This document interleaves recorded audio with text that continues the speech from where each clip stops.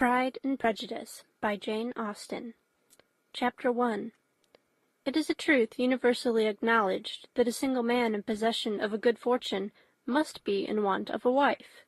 However little known the feelings or views of such a man may be on his first entering a neighbourhood, this truth is so well fixed in the minds of the surrounding families that he is considered the rightful property of some one or other of their daughters. "My dear Mr. Bennet," said his lady to him one day, "have you heard that Netherfield Park is let at last?" Mr. Bennet replied that he had not. "But it is," returned she, "for Mrs. Long has just been here, and she told me all about it." Mr. Bennet made no answer. "Do you not want to know who has taken it?" cried his wife impatiently. "You want to tell me, and I have no objection to hearing it." This was invitation enough. "Why, my dear, you must know. Mrs. Long says that Netherfield is taken by a young man of large fortune from the north of England, that he came down on Monday in a chaise and four to see the place, and was so much delighted with it that he agreed with Mr. Morris immediately, that he is to take possession before Michaelmas, and some of his servants are to be in the house by the end of next week." "What is his name?" "Bingley." "Is he married or single?" "Oh, single, my dear, to be sure. A single man of large fortune, 4,000 or 5,000 a year. What a fine thing for our girls!" "How so? How can it affect them?" "My dear Mr. Bennet," replied his wife, "how can you be so tiresome? You must know that I am thinking of his marrying one of them." "Is that his design in settling here?" "Design? Nonsense! How can you talk so? But it is very likely that he may fall in love with one of them, and therefore you must visit him as soon as he comes." "I see no occasion for that. You and the girls may go, or you may send them by themselves, which perhaps will be still better, for as you are as handsome as any of them, Mr. Bingley may like you the best of the party." "My dear, you flatter me. I certainly have had my share of beauty, but I do not pretend to be anything extraordinary now. When a woman has 5 grown-up daughters, she ought to give over thinking of her own beauty. In such cases a woman has not often much beauty to think of." "But, my dear, you must indeed go and see Mr. Bingley when he comes into the neighbourhood." "It is more than I engage for, I assure you." "But consider your daughters. Only think what an establishment it would be for one of them. Sir William and Lady Lucas are determined to go, merely on that account, for in general, you know, they visit no newcomers. Indeed, you must go, for it will be impossible for us to visit him if you do not." "You are over-scrupulous, surely. I dare say Mr. Bingley will be very glad to see you, and I will send a few lines by you to assure him of my hearty consent to his marrying whichever he chooses of the girls, though I must throw in a good word for my little Lizzie." "I desire you will do no such thing. Lizzie is not a bit better than the others, and I am sure she is not half so handsome as Jane, nor half so good-humoured as Lydia, but you are always giving her the preference." "They have none of them much to recommend them," replied he. "They are all silly and ignorant like other girls, but Lizzie has something more of quickness than her sisters." "Mr. Bennet, how can you abuse your own children in such a way? You take delight in vexing me. You have no compassion for my poor nerves." "You mistake me, my dear. I have a high respect for your nerves. They are my old friends. I have heard you mention them with consideration these last 20 years at least." "Ah, you do not know what I suffer." "But I hope you will get over it, and live to see many young men of 4,000 a year come into the neighbourhood." "It will be no use to us if 20 such should come, since you will not visit them." "Depend upon it, my dear, that when there are 20, I will visit them all." Mr. Bennet was so odd a mixture of quick parts, sarcastic humour, reserve, and caprice, that the experience of 23 years had been insufficient to make his wife understand his character. Her mind was less difficult to develop. She was a woman of mean understanding, little information, and uncertain temper. When she was discontented, she fancied herself nervous. The business of her life was to get her daughters married. Its solace was visiting and news. End of Chapter 1. Chapter 2. Mr. Bennet was among the earliest of those who waited on Mr. Bingley. He had always intended to visit him, though to the last always assuring his wife that he should not go. Until the evening after the visit was paid, she had no knowledge of it. It was then disclosed in the following manner. Observing his second daughter employed in trimming a hat, he suddenly addressed her with, "I hope Mr. Bingley will like it, Lizzie." "We are not in a way to know what Mr. Bingley likes," said her mother resentfully, "since we are not to visit." "But you forget, mamma," said Elizabeth, "that we shall meet him at the assemblies, and that Mrs. Long promised to introduce him." "I do not believe Mrs. Long will do any such thing. She has 2 nieces of her own. She is a selfish, hypocritical woman, and I have no opinion of her." "No more have I," said Mr. Bennet, "and I am glad to find that you do not depend on her serving you." Mrs. Bennet deigned not to make any reply, but, unable to contain herself, began scolding one of her daughters. "Don't keep coughing so, Kitty, for heaven's sake. Have a little compassion on my nerves. You tear them to pieces." "Kitty has no discretion in her coughs," said her father. "She times them ill." "I do not cough for my own amusement," replied Kitty fretfully. "When is your next ball to be, Lizzie?" "To-morrow fortnight." "Aye, so it is," cried her mother, "and Mrs. Long does not come back till the day before, so it will be impossible for her to introduce him, for she will not know him herself." "Then, my dear, you may have the advantage of your friend, and introduce Mr. Bingley to her." "Impossible, Mr. Bennet, impossible, when I am not acquainted with him myself. How can you be so teasing?" "I honour your circumspection. A fortnight's acquaintance is certainly very little. One cannot know what a man really is by the end of a fortnight, but if we do not venture, somebody else will, and after all, Mrs. Long and her daughters must stand their chance, and therefore, as she will think it an act of kindness, if you decline the office, I will take it on myself." The girls stared at their father. Mrs. Bennet said only, "Nonsense, nonsense!" "What can be the meaning of that emphatic exclamation?" cried he. "Do you consider the forms of introduction and the stress that is laid on them as nonsense? I cannot quite agree with you there. What say you, Mary? For you are a young lady of deep reflection, I know, and read great books and make extracts." Mary wished to say something sensible, but knew not how. "While Mary is adjusting her ideas," he continued, "let us return to Mr. Bingley." "I am sick of Mr. Bingley," cried his wife. "I am sorry to hear that. But why did you not tell me that before? If I had known as much this morning, I certainly would not have called on him. It is very unlucky, but as I have actually paid the visit, we cannot escape the acquaintance now." The astonishment of the ladies was just what he wished, that of Mrs. Bennet perhaps surpassing the rest, though when the first tumult of joy was over, she began to declare that it was what she had expected all the while. "How good it was in you, my dear Mr. Bennet! But I knew I should persuade you at last. I was sure you loved your girls too well to neglect such an acquaintance. Well, how pleased I am! And it is such a good joke, too, that you should have gone this morning and never said a word about it till now." "Now, Kitty, you may cough as much as you choose," said Mr. Bennet, and as he spoke he left the room, fatigued with the raptures of his wife. "What an excellent father you have, girls," said she, when the door was shut. "I do not know how you will ever make him amends for his kindness, or me either, for that matter. At our time of life it is not so pleasant, I can tell you, to be making new acquaintances every day. But for your sakes we would do anything. Lydia, my love, though you are the youngest, I dare say Mr. Bingley will dance with you at the next ball." "Oh," said Lydia stoutly, "I am not afraid, for though I am the youngest, I'm the tallest."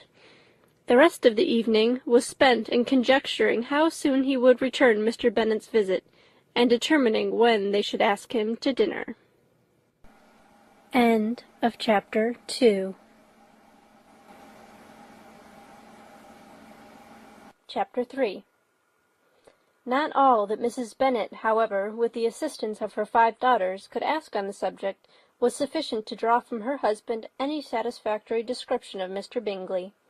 They attacked him in various ways, with barefaced questions, ingenious suppositions, and distant surmises, but he eluded the skill of them all, and they were at last obliged to accept the second-hand intelligence of their neighbour, Lady Lucas.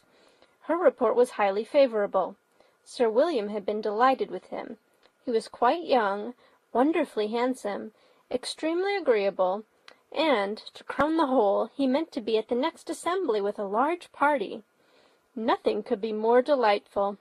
To be fond of dancing was a certain step towards falling in love, and very lively hopes of Mr. Bingley's heart were entertained. "If I can but see one of my daughters happily settled at Netherfield," said Mrs. Bennet to her husband, "and all the others equally well married, I shall have nothing to wish for." In a few days Mr. Bingley returned Mr. Bennet's visit, and sat about 10 minutes with him in his library. He had entertained hopes of being admitted to a sight of the young ladies, of whose beauty he had heard much, but he saw only the father. The ladies were somewhat more fortunate, for they had the advantage of ascertaining from an upper window that he wore a blue coat and rode a black horse. An invitation to dinner was soon afterwards dispatched, and already had Mrs. Bennet planned the courses that were to do credit to her housekeeping, when an answer arrived which deferred it all.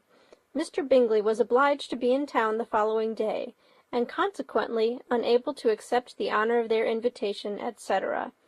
Mrs. Bennet was quite disconcerted. She could not imagine what business he could have in town so soon after his arrival in Hertfordshire, and she began to fear that he might be always flying from one place to another, and never settled at Netherfield as he ought to be.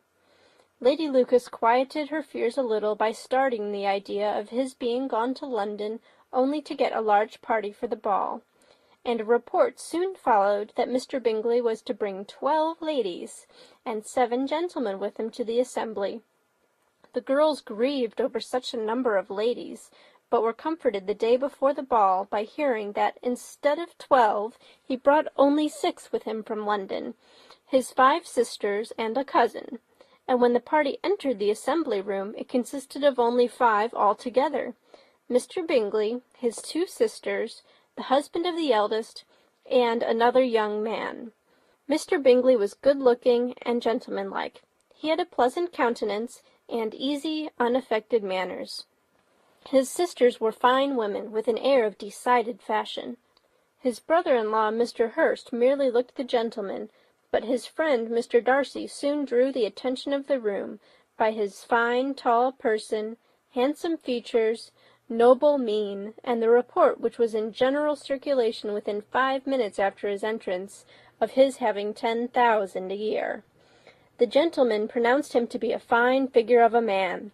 The ladies declared he was much handsomer than Mr. Bingley, and he was looked at with great admiration for about half the evening, till his manners gave a disgust which turned the tide of his popularity, for he was discovered to be proud, to be above his company, and above being pleased, and that all his large estate in Derbyshire could then save him from having a most forbidding, disagreeable countenance, and being unworthy to be compared with his friend.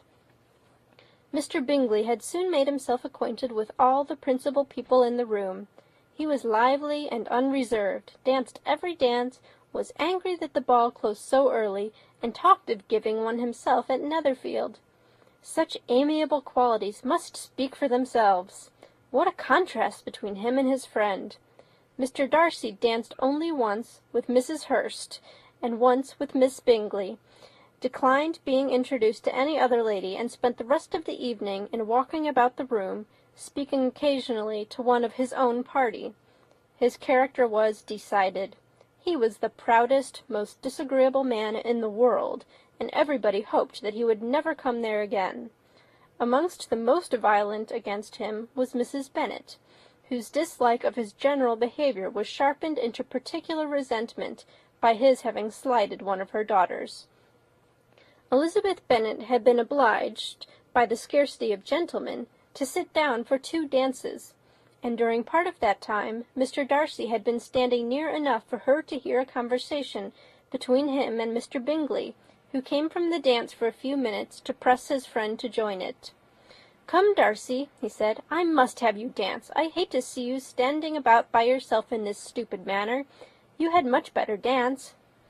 "I certainly shall not. You know how I detest it, unless I am particularly acquainted with my partner. At such an assembly as this it would be insupportable.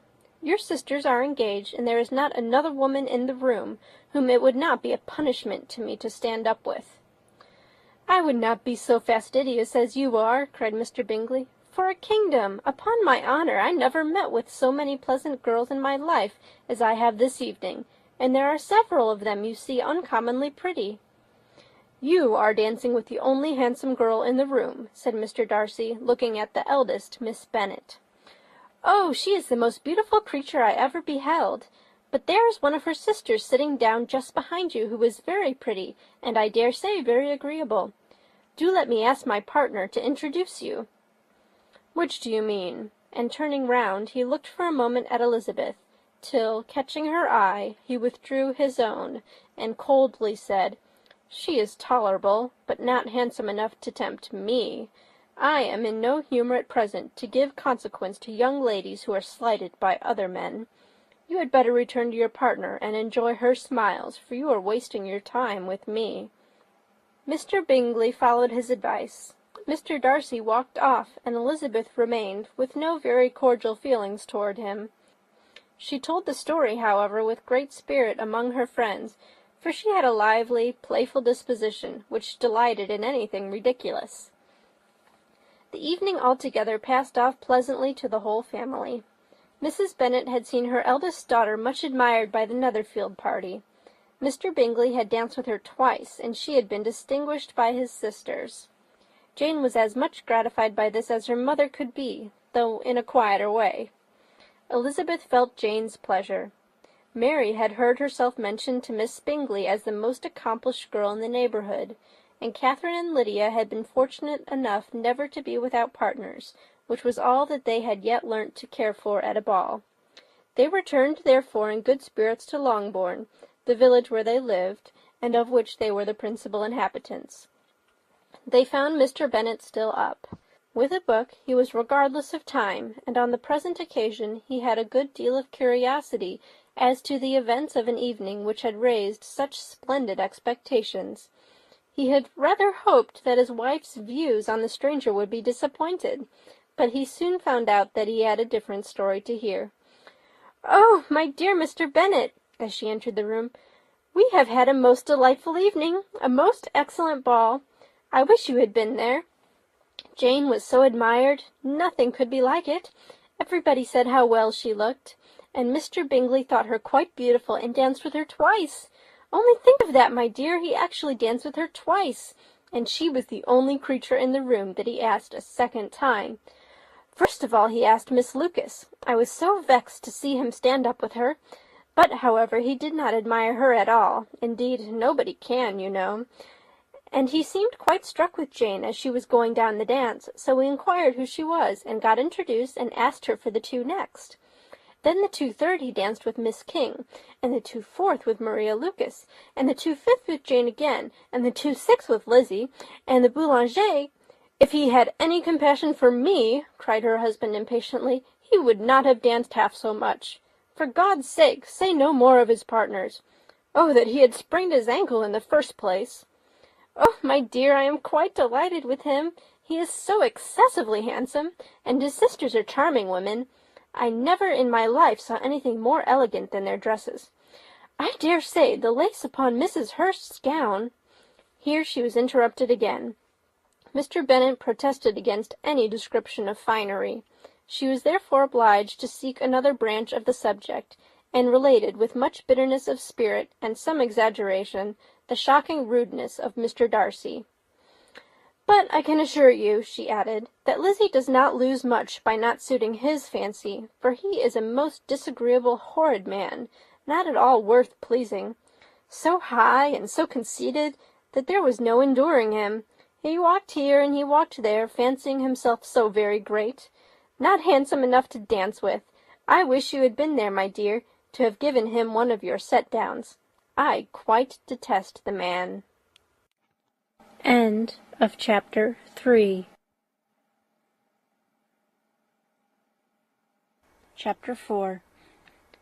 When Jane and Elizabeth were alone, the former, who had been cautious in her praise of Mr. Bingley before, expressed to her sister just how very much she admired him. "He is just what a young man ought to be," said she, "sensible, good-humoured, lively, and I never saw such happy manners, so much ease, with such perfect good breeding."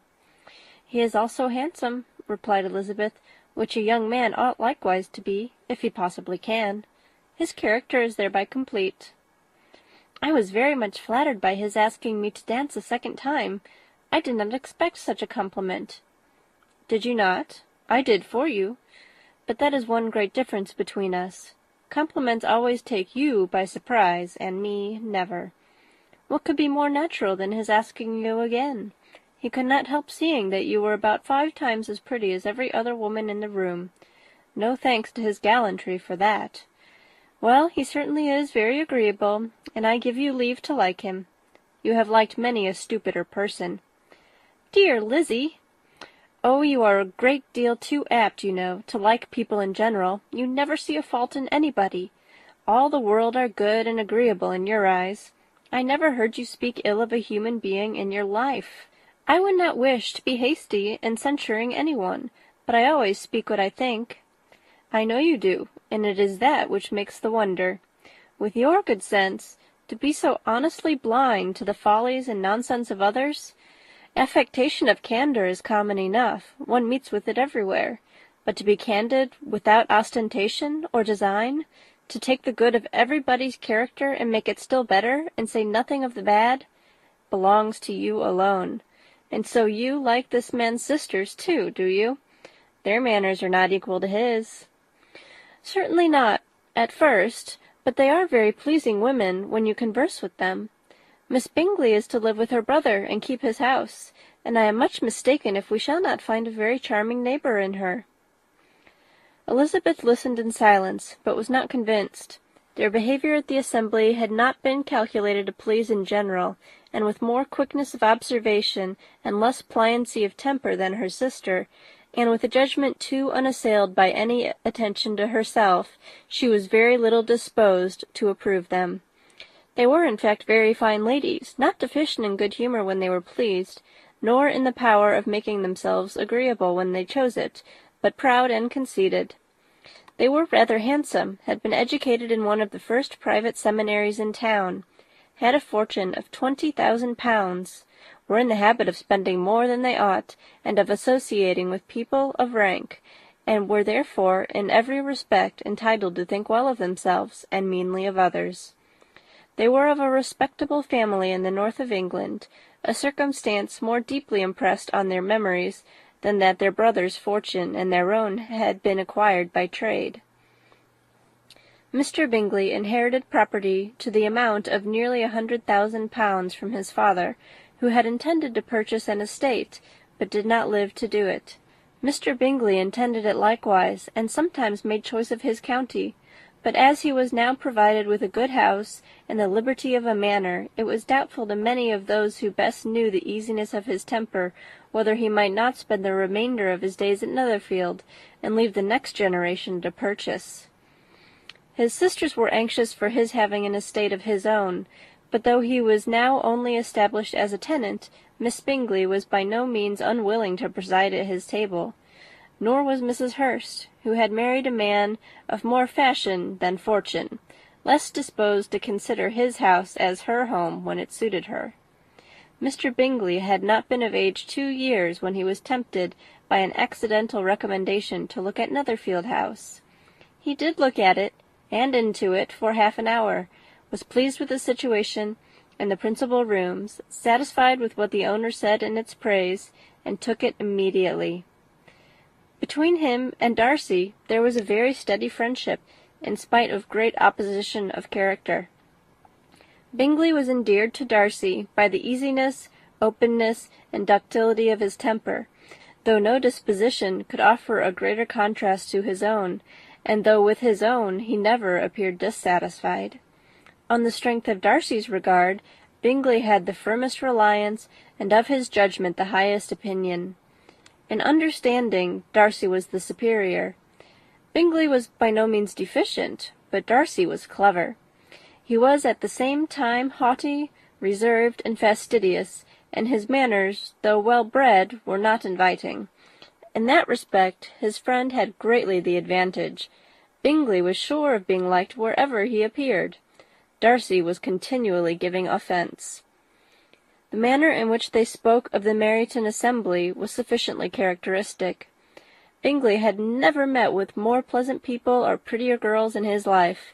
Everybody had been most kind and attentive to him. There had been no formality, no stiffness. He had soon felt acquainted with all the room, and, as to Miss Bennet, he could not conceive of an angel more beautiful. Darcy, on the contrary, had seen a collection of people in whom there was little beauty and no fashion, for none of whom he had felt the smallest interest, and from none received either attention or pleasure. Miss Bennet he acknowledged to be pretty, but she smiled too much. Mrs. Hurst and her sister allowed it to be so, but still they admired her and liked her, and pronounced her to be a sweet girl, and one whom they would not object to know more of. Miss Bennet was thereby established as a sweet girl, and their brother felt authorized by such commendation to think of her as he chose. End of chapter 4. Pride and Prejudice by Jane Austen. Chapter 5. Within a short walk of Longbourn lived a family with whom the Bennets were particularly intimate. Sir William Lucas had been formerly in trade in Meryton, where he had made a tolerable fortune, and risen to the honour of knighthood by an address to the king during his mayoralty. The distinction had perhaps been felt too strongly. It had given him a disgust to his business and to his residence in a small market town, and, in quitting them both, he had removed with his family to a house about a mile from Meryton, denominated from that period Lucas Lodge, where he could think with pleasure of his own importance, and, unshackled by business, occupy himself solely in being civil to all the world. For, though elated by his rank, it did not render him supercilious. On the contrary, he was all attention to everybody. By nature inoffensive, friendly, and obliging, his presentation at St. James's had made him courteous. Lady Lucas was a very good kind of woman, not too clever to be a valuable neighbour to Mrs. Bennet. They had several children. The eldest of them, a sensible, intelligent young woman, about 27, was Elizabeth's intimate friend. That the Miss Lucases and the Miss Bennets should meet to talk over a ball was absolutely necessary, and the morning after the assembly brought the former to Longbourn to hear and to communicate. "You began the evening well, Charlotte," said Mrs. Bennet, with civil self-command, to Miss Lucas. "You were Mr. Bingley's first choice." "Yes, but he seemed to like his second better." "Oh, you mean Jane, I suppose, because he danced with her twice. To be sure, that did seem as if he admired her. Indeed, I rather believe he did. I heard something about it, but I hardly know what. Something about Mr. Robinson." "Perhaps you mean what I overheard between him and Mr. Robinson. Did not I mention it to you? Mr. Robinson's asking him how he liked our Meryton assemblies, and whether he did not think there were a great many pretty women in the room, and which he thought the prettiest, and his answering immediately to the last question, 'Oh, the eldest Miss Bennet, beyond a doubt. There cannot be two opinions on that point.'" "Upon my word, well, that is very decided indeed. That does seem as if... But, however, it may all come to nothing, you know." "My overhearings were more to the purpose than yours, Eliza," said Charlotte. "Mr. Darcy is not so well worth listening to as his friend, is he? Poor Eliza! To be only just tolerable! I beg you would not put it into Lizzie's head to be vexed by his ill-treatment, for he is such a disagreeable man, that it would be quite a misfortune to be liked by him. Mrs. Long told me last night that he sat close to her for half an hour without once opening his lips." "Are you quite sure, ma'am? Is not there a little mistake?" said Jane. "I certainly saw Mr. Darcy speaking to her." "Aye, because she asked him at last how he liked Netherfield, and he could not help answering her. But she said he seemed quite angry at being spoke to." "Miss Bingley told me," said Jane, "that he never speaks much unless among his intimate acquaintances. With them he is remarkably agreeable." "I do not believe a word of it, my dear. If he had been so very agreeable, he would have talked to Mrs. Long. But I can guess how it is. Everybody says that he is eat up with pride, and I dare say he had heard somehow that Mrs. Long does not keep a carriage, and had come to the ball in a hack chaise. I do not mind his not talking to Mrs. Long, said Miss Lucas, but I wish she had danced with Eliza. Another time, Lizzie, said her mother, I would not dance with him if I were you. I believe, ma'am, I may safely promise you never to dance with him. His pride, said Miss Lucas, does not offend me so much as pride often does, because there is an excuse for it. One cannot wonder that so very fine a young man, with family, fortune, everything in his favour, should think highly of himself. If I may so express it, he has a right to be proud. That is very true, replied Elizabeth, and I could easily forgive his pride if he had not mortified mine. Pride, observed Mary, who piqued herself upon the solidity of her reflections, is a very common failing, I believe. By all that I have ever read, I am convinced that it is very common indeed, that human nature is particularly prone to it, and that there are very few of us who do not cherish a feeling of self-complacency on the score of some quality or other, real or imaginary. Vanity and pride are different things, though the words are often used synonymously. A person may be proud without being vain. Pride relates more to our opinion of ourselves, vanity to what we would have others think of us. If I were as rich as Mr. Darcy, cried a young Lucas who came with his sisters, I should not care how proud I was. I would keep a pack of foxhounds and drink a bottle of wine a day. Then you would drink a great deal more than you ought, said Mrs. Bennet, and if I were to see you at it, I should take away your bottle directly. The boy protested that she should not. She continued to declare that she would, and the argument ended only with the visit. End of Chapter 5. Chapter 6. The ladies of Longbourn soon waited on those of Netherfield. The visit was soon returned in due form. Miss Bennet's pleasing manners grew on the good will of Mrs. Hurst and Miss Bingley, and though the mother was found to be intolerable, and the younger sisters not worth speaking to, a wish to be better acquainted with them was expressed towards the two eldest. By Jane this attention was received with the greatest pleasure, but Elizabeth still saw superciliousness in their treatment of everybody, hardly excepting even her sister, and could not like them, though their kindness to Jane, such as it was, had a value as arising in all probability from the influence of their brother's admiration. It was generally evident, whenever they met, that he did admire her, and to her it was equally evident that Jane was yielding to the preference which she had begun to entertain for him from the first, and was in a way to be very much in love.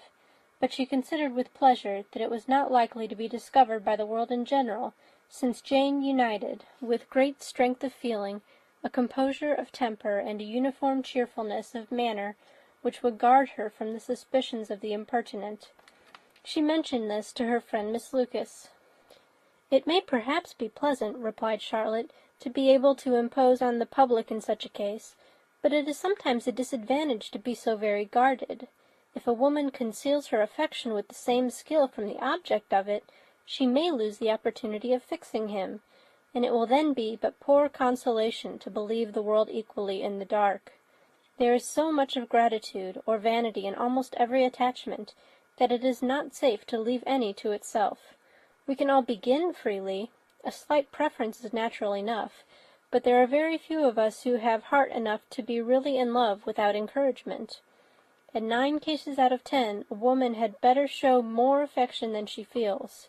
Bingley likes your sister, undoubtedly, but he may never do more than like her, if she does not help him on. But she does help him on, as much as her nature will allow.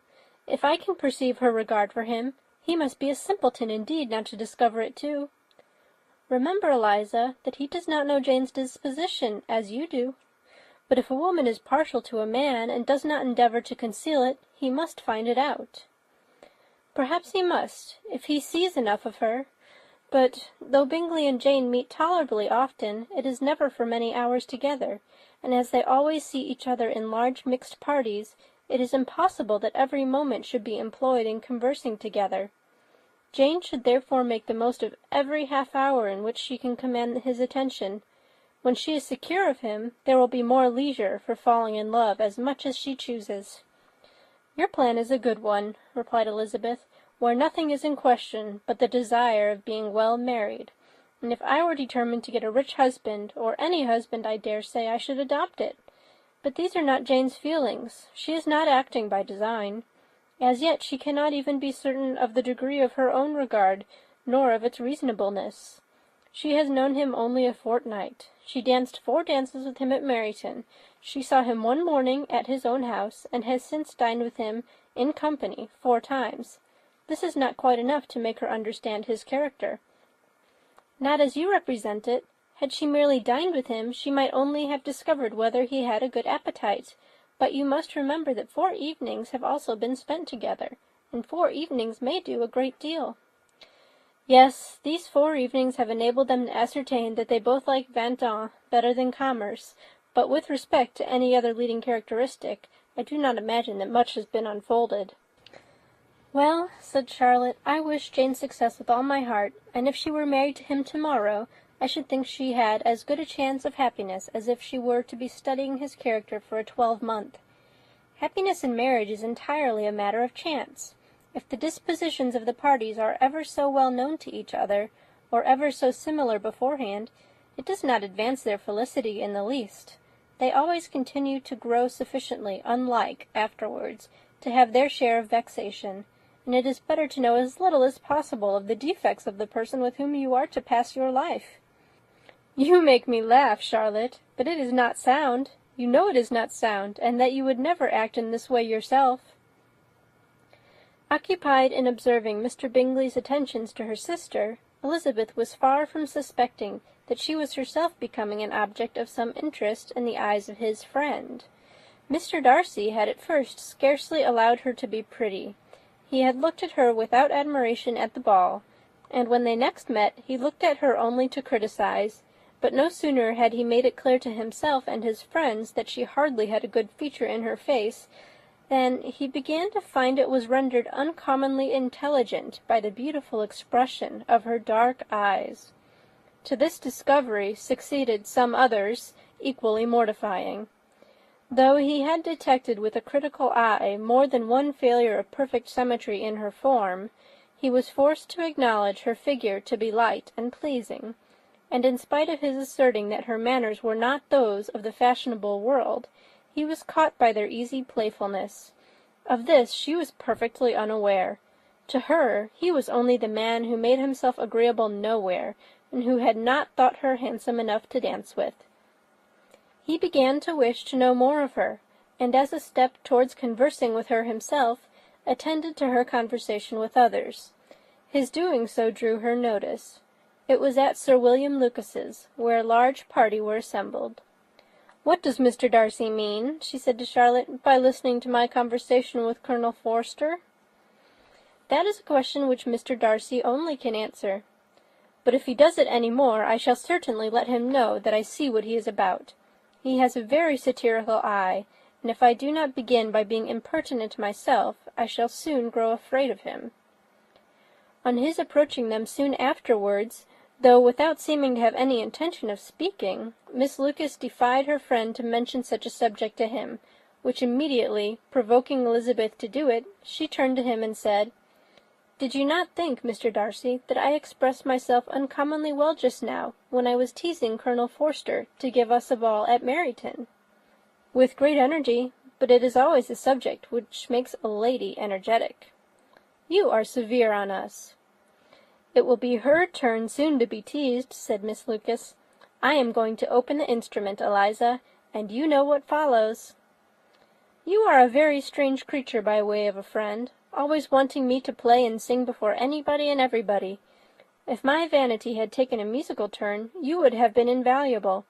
But as it is, I would really rather not sit down before those who must be in the habit of hearing the very best performers." On Miss Lucas's persevering, however, she added, "Very well, if it must be so, it must," and gravely glancing at Mr. Darcy, "There is a fine old saying which everybody here is of course familiar with, 'Keep your breath to cool your porridge,' and I shall keep mine to swell my song." Her performance was pleasing, though by no means capital. After a song or two, and before she could reply to the entreaties of several that she would sing again, she was eagerly succeeded at the instrument by her sister Mary, who, having, in consequence of being the only plain one in the family, worked hard for knowledge and accomplishments, was always impatient for display. Mary had neither genius nor taste, and though vanity had given her application, it had given her likewise a pedantic air and conceited manner, which would have injured a higher degree of excellence than she had reached. Elizabeth, easy and unaffected, had been listened to with much more pleasure, though not playing half so well, and Mary, at the end of a long concerto, was glad to purchase praise and gratitude by Scotch and Irish airs, at the request of her younger sisters, who, with some of the Lucases and 2 or 3 officers, joined eagerly in dancing at one end of the room. Mr. Darcy stood near them in silent indignation at such a mode of passing the evening, to the exclusion of all conversation, and was too much engrossed by his thoughts to perceive that Sir William Lucas was his neighbour, till Sir William thus began: "What a charming amusement for young people this is, Mr. Darcy! There is nothing like dancing, after all. I consider it as one of the first refinements of polished society." "Certainly, sir, and it has the advantage also of being in vogue amongst the less polished societies of the world. Every savage can dance." Sir William only smiled. "Your friend performs delightfully," he continued after a pause, on seeing Bingley join the group, "and I doubt not that you are an adept in the science yourself, Mr. Darcy." "You saw me dance at Meryton, I believe, sir?" "Yes, indeed, and received no inconsiderable pleasure from the sight. Do you often dance at St. James's?" "Never, sir." "Do you not think it would be a proper compliment to the place?" "It is a compliment which I never pay to any place if I can avoid it." "You have a house in town, I conclude?" Mr. Darcy bowed. "I had once had some thought of fixing in town myself, for I am fond of superior society, but I did not feel quite certain that the air of London would agree with Lady Lucas." He paused in hopes of an answer, but his companion was not disposed to make any, and Elizabeth at that instant moving towards them, he was struck with the action of doing a very gallant thing, and called out to her, "My dear Miss Eliza, why are you not dancing? Mr. Darcy, you must allow me to present this young lady to you as a very desirable partner. You cannot refuse to dance, I am sure, when so much beauty is before you." And, taking her hand, he would have given it to Mr. Darcy, who, though extremely surprised, was not unwilling to receive it, when she instantly drew back, and said with some discomposure to Sir William, "Indeed, sir, I have not the least intention of dancing. I entreat you not to suppose that I move this way in order to beg for a partner." Mr. Darcy, with grave propriety, requested to be allowed the honour of her hand, but in vain. Elizabeth was determined, nor did Sir William at all shake her purpose by his attempt at persuasion. "You excel so much in the dance, Miss Eliza, that it is cruel to deny me the happiness of seeing you, and though this gentleman dislikes the amusement in general, he can have no objection, I am sure, to oblige us for 1/2 hour." "Mr. Darcy is all politeness," said Elizabeth, smiling. "He is indeed, but considering the inducement, my dear Eliza, we cannot wonder at his complaisance, for who would object to such a partner?" Elizabeth looked archly and turned away.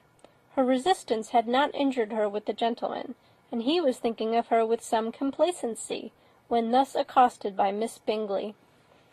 "I can guess the subject of your reverie." "I should imagine not. You are considering how insupportable it would be to pass many evenings in this manner, in such society, and indeed I am quite of your opinion. I was never more annoyed. The insipidity, and yet the noise, the nothingness, and yet the self-importance of all those people. What would I give to hear your strictures on them?" "Your conjecture is totally wrong, I assure you. My mind was more agreeably engaged. I have been meditating on the very great pleasure which a pair of fine eyes in the face of a pretty woman can bestow."